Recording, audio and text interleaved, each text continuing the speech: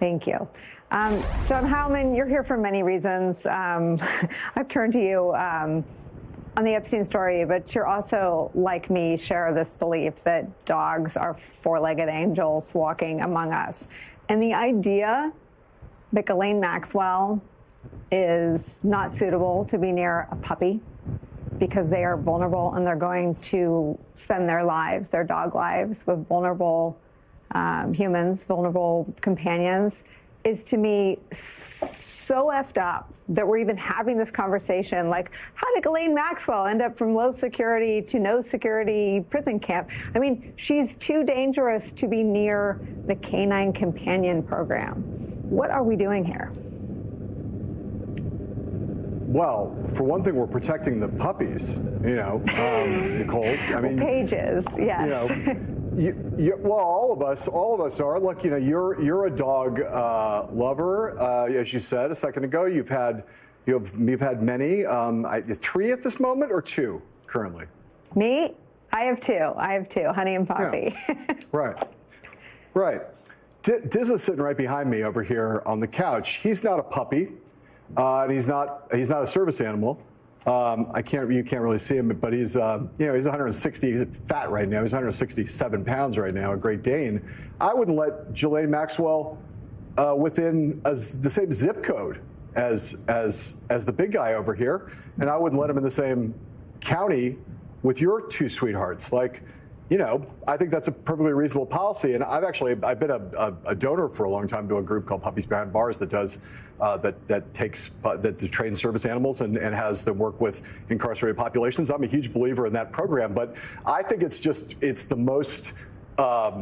I don't even understand why there would be any confusion. I appreciated your interview, but of course you would never want to have someone as heinous as Ghislaine Maxwell anywhere in the same vicinity with a dog. Anymore, you would want to have Ghislaine Maxwell in the same vicinity with a baby, a child, or really any adult that you know. So where are we? We're in a situation where she's in a place she obviously doesn't belong.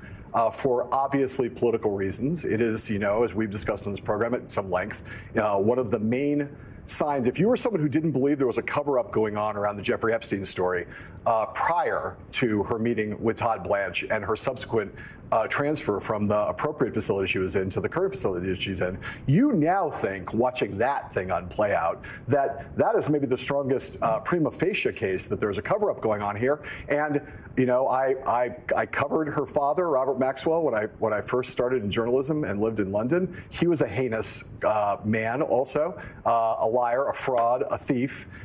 Who eventually his lies, his frauds, and his thievery as a business person, raiding his company's pension funds to prop up the company's share price, eventually drove him to, many people suspect, he ended up dying in the water off the Canary Islands.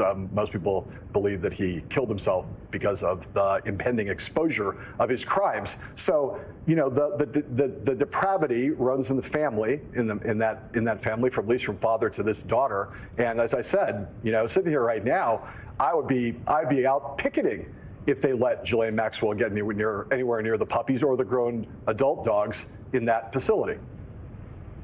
So, Tim, the reason Ghislaine Maxwell can't be near this program and the vulnerable puppies is because of the nature of her crimes. And I think that Trump winning after being convicted of 34 felonies has also had this downward pressure on the idea of convicted felons. Well, convicted felons, they can do anything. They can be president of the United States. Maybe. But you know what they can't do?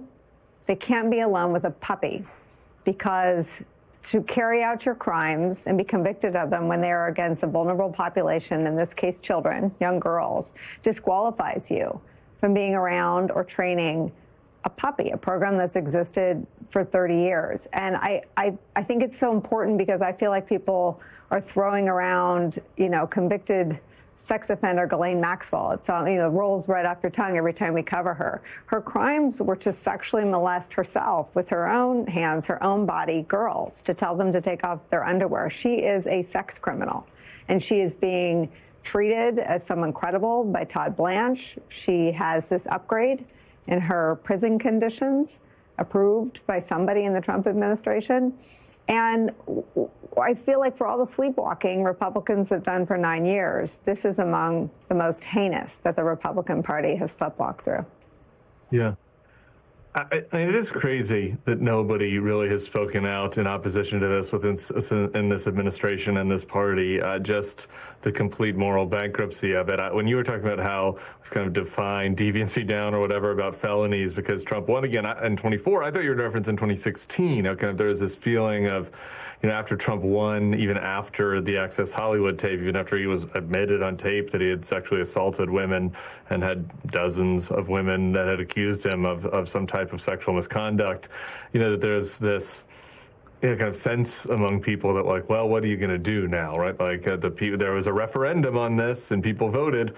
And like, while, yeah, there was a referendum on Donald Trump and he won, and that is, we're going to suffer a lot as a country for that. There still are like rules of the game that need to be abided by. There's still rules of the country that need to be abided by more accurately. And in this case, this is a total exception. It's a crazy outlier. Like there are no sex offenders in these types of prisons. Forget being around puppies, just being in this kind of club-fed style prison. It's a white-collar crime type prison. And she's not just some sex offender, and you both used the word heinous. It's the most heinous of the sex crimes, and she essentially brought girls into a quasi-sex slavery, and there were girls that were in their clutches for years that she bullied and held hostage, essentially threatened, making them come back either financially or through other threats. I mean, this is like she is the worst of humanity. And the fact that she got moved, obviously is part of a deal, right? We don't have reporting that was part of a deal, but there's no other conclusion you can come to based on the evidence. Like someone with her kinds of crimes is not in these prisons. She met with the Deputy Attorney General. A couple days later, she gets treatment unlike any other sex criminal in the entire Bureau of Prisons. So there was something happened. There was some deal. She's getting some sweetheart treatment from the Trump administration. We don't exactly know what yet, and it is truly appalling.